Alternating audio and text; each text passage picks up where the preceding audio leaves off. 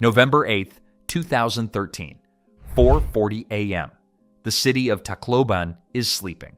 220,000 people in their beds, in homes they've lived in for generations, on an island they call paradise. Children dream in rooms decorated with family photos. Fishermen's boats bob gently in the harbor, ready for another day's work. The coconut trees that line the streets sway in what feels like an ordinary tropical breeze. What none of them know is that 400 miles away, something is moving toward them that will rewrite the very definition of destruction. The storm had been building for days, but storms always build in the Pacific. This is typhoon season after all. The weather services had issued warnings, but warnings come every year. Category 5, they said. Evacuate, they said. But Tacloban had weathered storms before. The city had survived World War II, survived decades of typhoons, survived everything the ocean had thrown at it. The evacuation centers could hold maybe 1,200 people. In a city of 220,000, that felt like a cruel joke. So most people did what people do when faced with the unthinkable.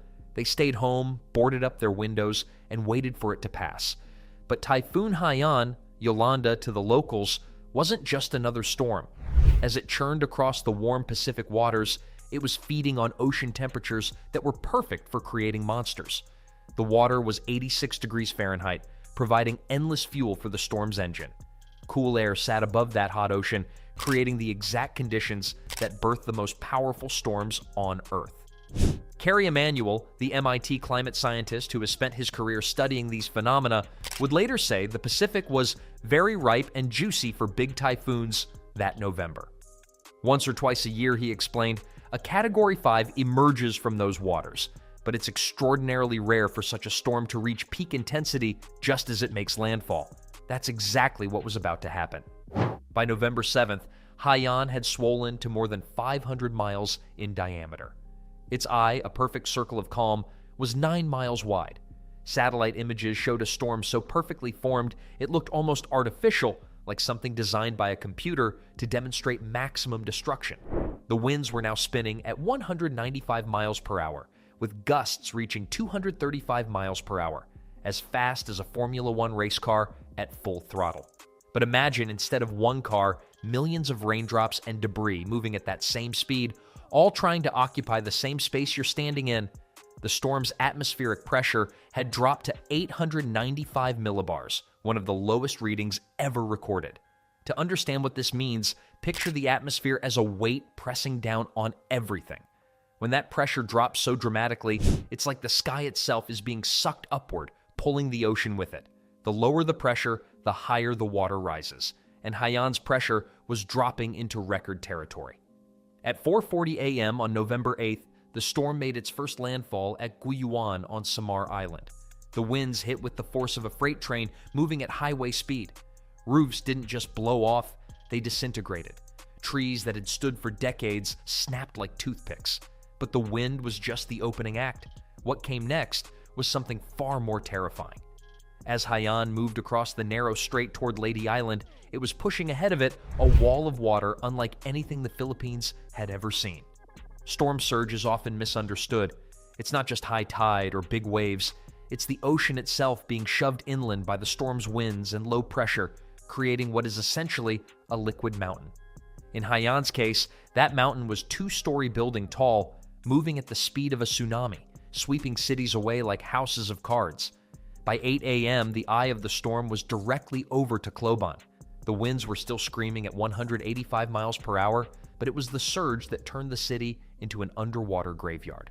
The storm had pushed into Leyte Gulf, a broad bay that acted like a funnel, concentrating all that water into an ever-narrowing space. As the surge moved inland, it had nowhere to go but up. Maria Santos was making breakfast for her 3 children when the water started seeping under her door. She lived 6 blocks from the coast, far enough, she thought, to be safe. The water rose slowly at first, just an inch, then 2. She moved her children to the 2nd floor of their concrete house, the one her husband had built to withstand typhoons. But the water kept coming. It rose for hours, carrying with it pieces of other people's lives, furniture, photographs, entire sections of houses. By the time it stopped, the water was 15 feet deep in her living room. Her house, built to typhoon standards, had become a tomb. Maria and her children survived by clinging to the roof. Her husband, who had gone to check on his elderly mother, was never found. The surge didn't just bring water, it brought everything the ocean had claimed. Cars tumbled through the streets like toys. Shipping containers, each weighing 30 tons when empty, were tossed inland like dice. A 700-foot cargo ship was picked up and deposited in the middle of a residential neighborhood, crushing houses beneath its hull. The Tacloban airport, built on reclaimed land near the coast, was completely submerged. The control tower, designed to withstand 150-mile-per-hour winds, was twisted into scrap metal. At the Tacloban City Convention Center, which had been designated as an evacuation site, over 400 people had sought shelter.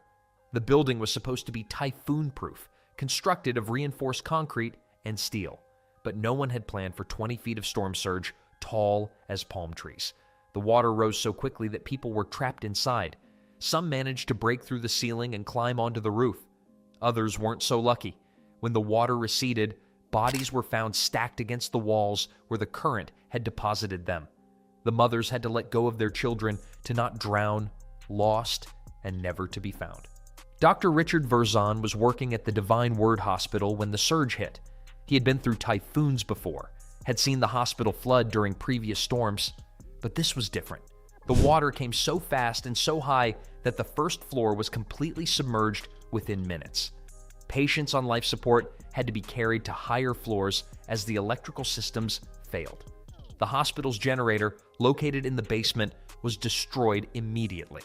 In the darkness, with no power and rising water, Dr. Verzon and his staff performed emergency surgery by flashlight, trying to save lives while their own hospital was being destroyed around them. The storm surge reached its peak around 10 a.m., but the water didn't recede quickly. It sat there, a toxic soup of seawater, sewage, fuel, and debris, for hours. Bodies floated in the streets. Survivors clung to whatever they could find. Lampposts, trees, pieces of buildings. The lucky ones found higher ground. The unlucky ones were swept out to sea, their bodies joining the thousands of others that would wash up on distant shores in the days to come. When the eye of the storm passed over Tacloban, there was a brief, eerie calm. Survivors emerged from their hiding places to survey the damage, not realizing that the back half of the storm was still coming.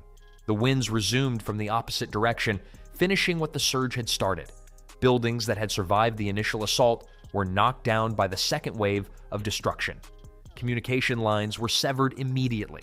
Cell towers were destroyed, landlines were down, and the internet was non-existent. For the outside world, Tacloban had simply vanished. It would be days before the full scope of the disaster became clear. The first reports spoke of hundreds of dead, then thousands. But even those numbers couldn't capture the true horror of what had happened. In the aftermath, survivors faced a new kind of hell. There was no food, no clean water, no medical care. The city's infrastructure had been completely destroyed. Roads were impassable, blocked by debris and fallen trees. The airport was unusable, its runway cracked and flooded. The port was destroyed, its piers twisted into unrecognizable shapes. For days, Tacloban was completely cut off from the outside world. Looting began almost immediately, but it wasn't the kind of opportunistic theft that sometimes follows disasters. This was survival. Families with young children broke into grocery stores looking for baby formula and clean water. The elderly searched through the ruins of pharmacies for life-saving medications.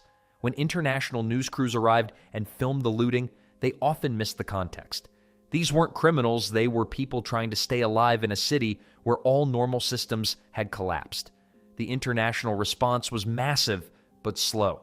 The United States sent the aircraft carrier USS George Washington, loaded with helicopters and supplies. But it took days to arrive, and even then the helicopters could only reach a fraction of the affected areas. Roads were blocked by landslides triggered by the storm's torrential rains. Some areas received 400 millimeters of rain in just a few hours. Entire communities remained cut off for weeks. The official death toll began at a few hundred, then climbed to thousands, then kept climbing. But in a disaster of this magnitude, counting the dead becomes almost impossible. Bodies were buried under collapsed buildings, swept out to sea, or simply vaporized by the storm's incredible force. Entire families disappeared without a trace. Whole neighborhoods were erased from the map. 2 weeks after the storm, the official count stood at over 5,000 dead. A month later, it was approaching 6,000. 2 months after Haiyan, the number had reached 8,000, with thousands more still missing. But even these numbers felt inadequate. How do you count someone who was never found? How do you document a life that left no trace? The true scope of the loss became clear only gradually.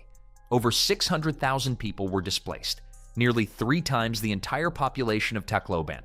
More than 40,000 homes were damaged or destroyed in that city alone. Across the affected regions, over 1 million homes were damaged. 6 million people lost their source of income overnight. 30,000 fishing boats, the lifeblood of coastal communities, were destroyed. But perhaps the most haunting aspect of Typhoon Haiyan wasn't the destruction itself, but how quickly a thriving city of 220,000 people could simply cease to exist. In the span of a few hours, generations of families, decades of development, centuries of culture were swept away by wind and water. The storm lasted only hours, but its effects would ripple through the Philippines for years to come. Today, more than a decade later, the exact number of people killed by Typhoon Haiyan remains unknown. The official count stopped at around 6,300 confirmed deaths, with over 1,000 still listed as missing. But in the chaos of such complete destruction, in a disaster that literally erased entire communities from the map, the true toll may never be known. Some estimates suggest the actual number could be twice the official count, or even higher. In the end, Typhoon Haiyan didn't just take lives, it took the very ability to count them accurately. In a storm that powerful, in destruction that complete, some losses simply cannot be measured. They can only be mourned.